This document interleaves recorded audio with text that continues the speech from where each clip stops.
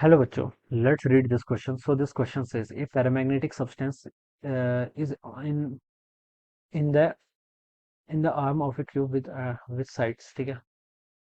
ठीक है. A paramagnetic substance in the form of a cube. ठीक है. In the form of the cube of side 1 centimeter has a magnetic dipole moment of 20 into 10 to the power minus 6 joule per Tesla.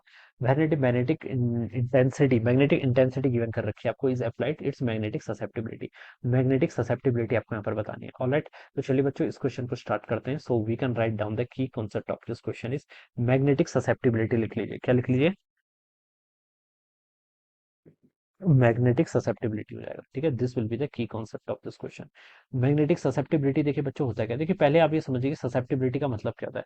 Susceptibility होता है कि कोई, जैसे अगर हम किसी मैग्नेटिक मटेरियल को मैग्नेटिक फील्ड के रीजन पर रख रहे हैं, तो वो कितनी मैग्नेटिक फील्ड लाइंस को अपने अंदर से अलाउ करता है. This is called magnetic susceptibility. इसे हम क्या बोलेंगे? आपकी मैग्नेटिक ससेप्टिबिलिटी. इसको काई से रिप्रेजेंट किया जाता है. और ये होता है आपका आई बाई एच के इक्वल. किसके इक्वल होता है? आपका आई बाई एच. ठीक है. आई आपकी क्या है? Intensity of magnetization. और एच क्या आपका? Magnetic intensity. ठीक है. देखिए बच्चों, जैसे आपका कोई मैग्नेटिक मटेरियल है, इसको मैंने किसी एक्सटर्नल मैग्नेटिक फील्ड में रख दिया. ठीक है. मैग्नेटिक फील्ड वर्ड का यहाँ पर यूज कम किया जाता है. अगर आप मैग्नेटिक प्रॉपर्टीज ऑफ मैटर में यूज करेंगे तो वहां पर एच सिंबल का यूज किया जाता है. एच क्या होता है? आपका मैग्नेटिक इंटेंसिटी. मैग्नेटिक फील्ड और मैग्नेटिक इंटेंसिटी में ये फर्क होता है कि मैग्नेटिक इंटेंसिटी आपकी मीडियम पर डिपेंड नहीं करती है. चाहे आप एयर हो, चाहे आप किसी मीडियम में लेके जाएं, चाहे आप वैक्यूम में लेके चल जाएं, चाहे आप वाटर में लेके चल जाएं, तो मैग्नेटिक इंटेंसिटी आपकी मीडियम इंडिपेंडेंट होती है. इसलिए हम मैग्नेटिक इंटेंसिटी वर्ड का ज्यादा यूज करते हैं. मैग्नेटिक फील्ड आपका डिपेंड करता है. बी इक्वल टू क्या होता है? न्यू इंटू एच के इक्वल होता है. ठीक है. वहां पर न्यू क्या होता है? न्यू आपका मीडियम की बात करता है.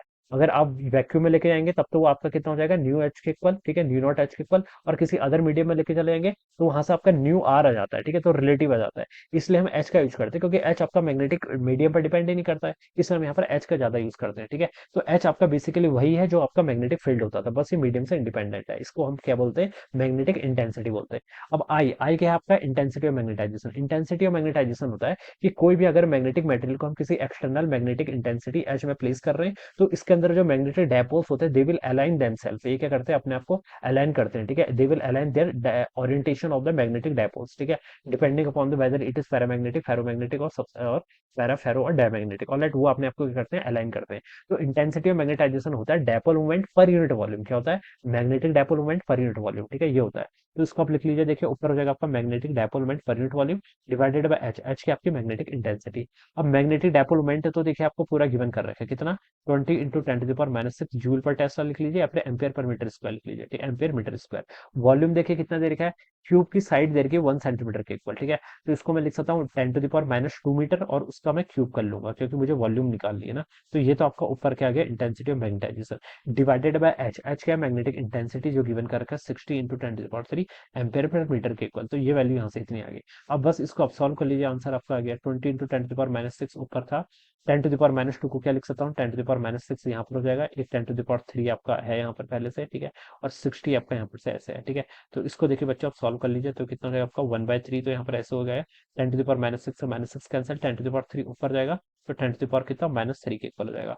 इसको 1/3 को क्या लिख सकते हैं? 0.33 लिख सकते हैं इंटू 10 to the power -3 के इक्वल. और इसको आप लिख लीजिए 3.3 इंटू 10 to the power -4 के equal. So this is my magnetic susceptibility. ये क्या हो जाएगी? मेरी मैग्नेटिक ससेप्टिबिलिटी, जो कि देखिए आपको डी ऑप्शन पे गिवन किया हुआ है बच्चों. ऑलराइट, तो ये क्या हो जाएगा? इसका right answer. So I hope you all understood this concept. All the best and thank you so much.